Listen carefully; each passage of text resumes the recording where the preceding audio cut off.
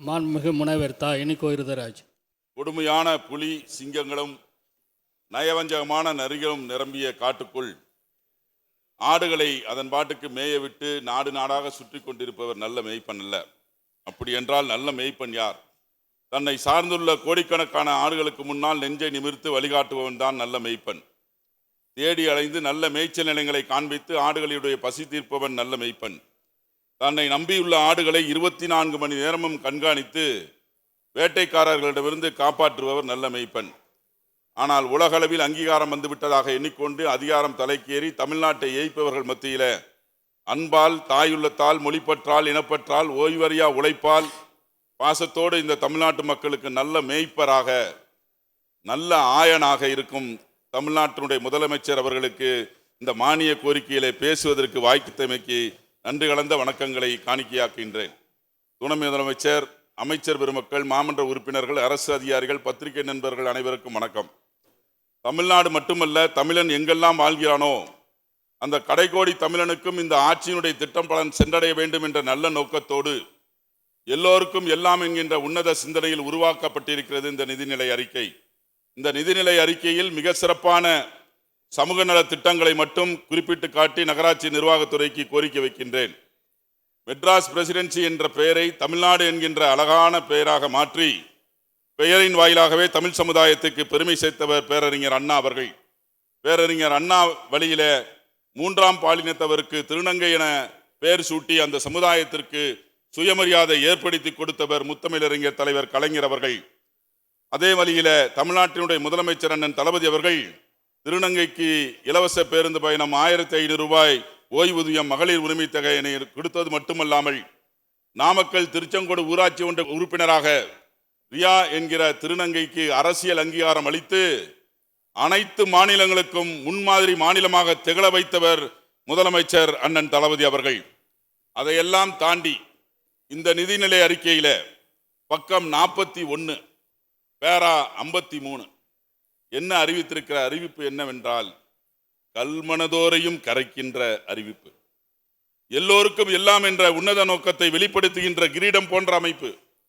வாழ வழி தெரியாமல் தன் நிலையை எண்ணி கண்ணீர் விட்டு மூளையில் முடங்கி டிராபிக் சிக்னல்களில் நின்று யாகசம் பெற்று பிறரிடம் கையேந்தி தன் வாழ்க்கையை நகர்த்தி கொண்டிருந்த திருநங்கையருடைய சமுதாயத்திற்கு கண்ணியமான வாழ்வை உறுதி செய்திட எங்கு கையேந்தி நின்றார்களோ அதே இடத்தில் ஊர்காவல் படை வீராங்கனைகளாக நின்று போக்குவரத்து நெரிசலத்தை கட்டுப்படுத்தும் பணியிலே ஈடுபடும் விதமாக உத்தரவிட்ட சமூக நீதி காவலர் அண்ணன் தளபதி அவர்களுக்கு ஒட்டுமொத்த திருநங்கை சமுதாயம் மட்டுமல்ல, நெஞ்சில் ஈரம் உள்ள அனைவரும் பாராட்டி கொண்டிருக்கின்றார்கள். இந்தியாவினுடைய முதல் முறையாக பெண்களுக்கு சொத்துரிமை வழங்கியவர் முத்தமிழறிஞர் தலைவர் கலைஞர் அவர்கள். சொத்திலே உரிமை மட்டும் போதுமா? அந்த உரிமையை தக்க வைத்துக் கொள்ள சொத்து பதிவு கட்டணத்தில் இந்தியாவின் எந்த மாநிலத்திலும் எந்த பிரிவினருக்கும் சலுகை இல்லாத சூழலில பெண்களுக்கு 1% கட்டண சலுகை வழங்கி இந்தியாவின் ரோல் மாடல் ஆட்சி நடத்தி கொண்டிருப்பவர் நம்முடைய மாண்புமிகு முதலமைச்சர் அண்ணன் தளபதி அவர்கள். ஒரு காலத்தில் திட்டங்களை தீட்டினார்கள் என்றால் அதுவெல்லாம் தீட்டிய வேகத்திலே மறைந்து போயும். இன்றைக்கு தமிழக அரசு செயல்படுத்தி கொண்டிருக்கிற இந்த திட்டங்களை எல்லாம் பல மாநிலங்களில் காப்பி பேஸ்ட் செய்து கொண்டிருக்கிறார்கள். உதாரணத்திற்கு ஒன்று மட்டும்தான், பெருமைமிகு மகளிர் உரிமை தொகை திட்டம். நம் முதலமைச்சர் இந்த திட்டத்தை தொடங்கிய போது ஒன்றியத்தில் ஆள்பவர்கள் இலவசம் கொடுப்பதை ரேவடி கல்ச்சர் என்று ஏளனம் செய்தார்கள். இந்த திட்டம் தமிழ்நாட்டில் மிக சிறப்பாக செயல்படுவதையும் 1,15,00,000 பெண்கள் நேரடியாக பயன்படுவதை பார்த்த பின்தான் என்ன செய்தார்கள் தெரியுமா?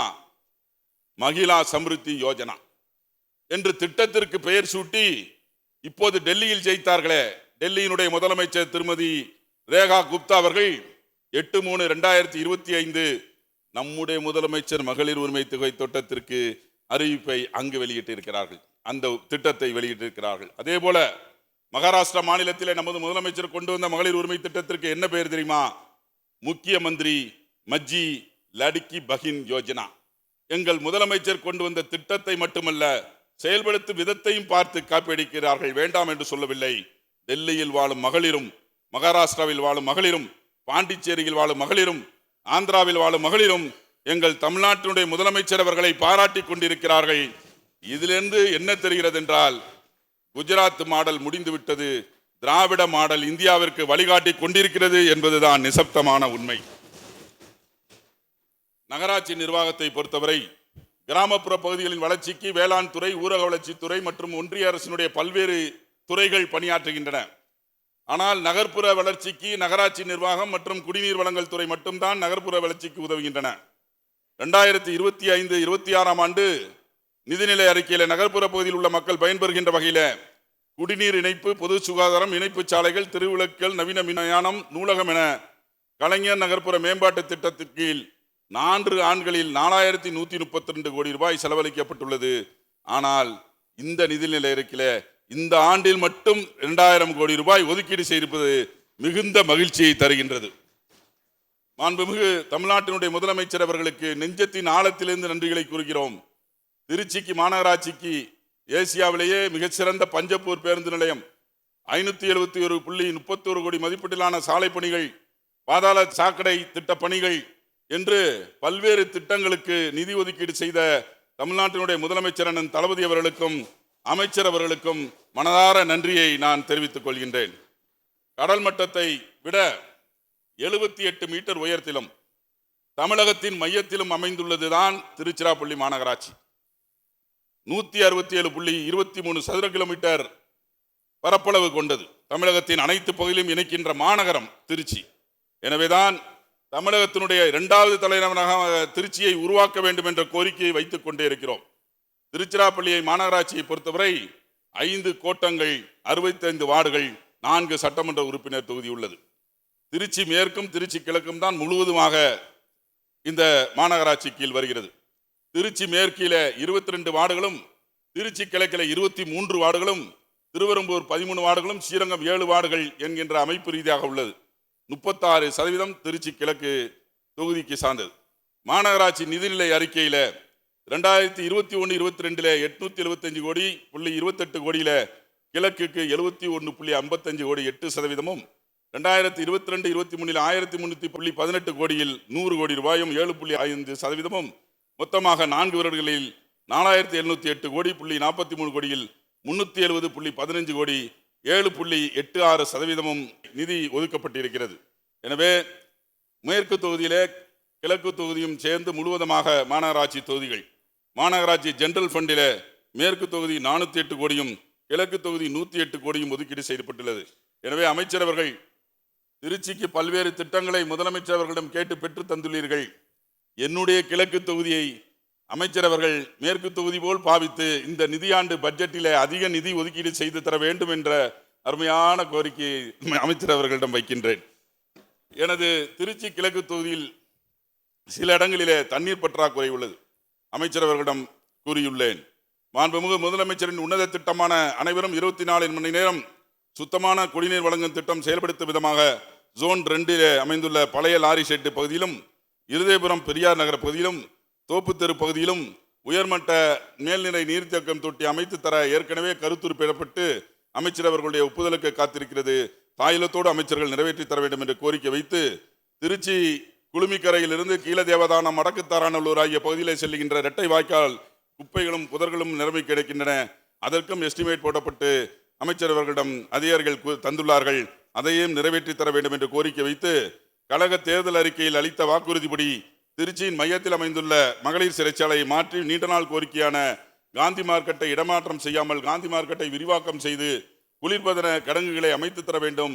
காந்தி மார்க்கெட் சீர் செய்ய டிபிஆர் போடப்பட்டு அமைச்சர்களுடைய கவனத்திற்கு கொண்டு வரப்பட்டுள்ளது என்பதையும் கூறி, எனது சட்டமன்ற அலுவலகம் அருகே அமைந்துள்ள பன்னடக்கு கார் பார்க்கிங் மாண்புமிகு முதலமைச்சர் அவர்களால் திறக்கப்பட்டு இன்னமும் பயன்பாட்டிற்கு வரவில்லை, டெண்டர் போட்டும் யாரும் எடுக்கவில்லை என்கின்ற குறை, மாநகராட்சியே அதை எடுத்து நடத்திட வேண்டும் என்ற கோரிக்கை வைத்து ஈபி ரோட்டில் அமைந்துள்ள முருகன் டாக்கீஸை சீர் செய்து மாநகராட்சியினுடைய திருமண மண்டபமாக மாற்றித்தர வேண்டும்.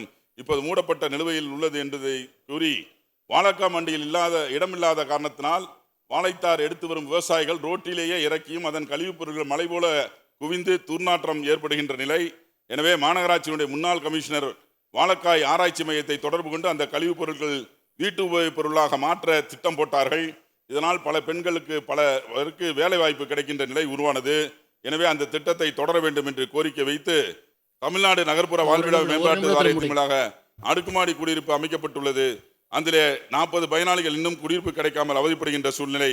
அங்கே மாநகராட்சி நிர்வாகிகளுக்கு அந்த நகர்ப்புற வாழ்விட மேம்பாட்டு வாரியம் தங்களிடம் ஒப்படைக்கவில்லை என்று மாநகராட்சி அதிகாரிகளும் தொடக்கத்திலிருந்து வரியை கேட்கிறார்கள். வாரியத்தில் நிதி இல்லை என்று வாரியத்தின் அதிகாரிகளும் தொடர்ந்து சொல்லிக் கொண்டிருக்கிறார்கள். மக்களிடம் வரி வாங்க முடியாத நிலை.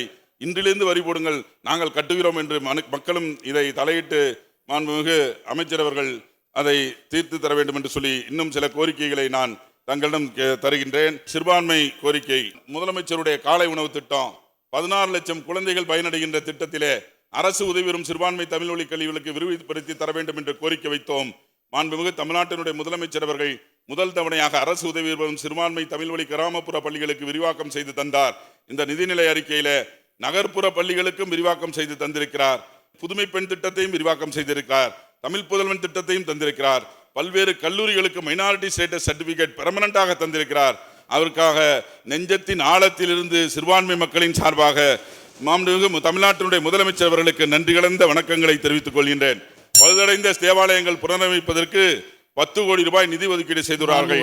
பழமை வாய்ந்த தேவாலயமான மீனவ மக்களால் வணங்கப்படுகின்ற தேவாலயமான மூக்கேரியில் அமைந்துள்ள புனித யாக்கோபு தேவாலயத்திற்கும் திருவாரூர் மாவட்டம் பெரும்பண்ணையூர் புனித சூசைப்பர் தேவாலயத்திற்கும் 1716 ஆண்டு வீரமாமுனிவரால் கட்டப்பட்ட அரியலூர் மாவட்டம் ஏலாக்குறிச்சி அடைக்கலமாதா தேவாலயத்திற்கும் மதுரை 200 வருடம் பழமை வாய்ந்த மதுரை பசுமைமலை சிஎஸ்ஐ உவைற்றின் நினைவு தேவாலயத்திற்கும் முன்னுரிமை தந்து நிதி ஒதுக்கி தர வேண்டும் என்று கோரிக்கை வைக்கின்றேன். சிறுபான்மை நடத்துகின்ற கல்வி நிறுவனங்களுக்கு டெட் எக்ஸாம் தேவையில்லை என்கின்ற உயர்நீதிமன்ற தீர்ப்பினை ஏற்றுக்கொண்டு உச்சநீதிமன்றத்தில் இருந்த வழக்கை வாபஸ் வாங்கி கிட்டத்தட்ட 10,000 ஆசிரியர்கள் பயன்பெறுகிற வகையிலே முதலமைச்சர் அவர்கள் எங்கள் கோரிக்கையை ஏற்று நடவடிக்கை எடுத்துள்ளார்கள். தினந்தோறும் சிறுபான்மை பள்ளியினுடைய ஆசிரியர்கள் முதலமைச்சரை வாழ்த்தி கொண்டுள்ளார்கள். இந்த பயனை பள்ளிகள் பெறும் வகையில அரசாணை தர வேண்டும் என்று கோரி நான் இந்த சிறுபான்மை நலன் குறித்து சட்டசபையில பேச போகிறேன். எனக்கு முக்கியமான சிறுபான்மை பிஷப்மார்கள் தலைவர்களை தொடர்பு கொண்டு கேட்டேன். அதற்கு அவர்கள் என்ன வேண்டும் என்று கேட்டேன். அதற்கு அவர்கள் பதில் என்ன சொன்னார்கள்? கேட்டதையெல்லாம் கொடுத்த ஒரே முதலமைச்சர் அண்ணன் தளபதி அவர்கள்.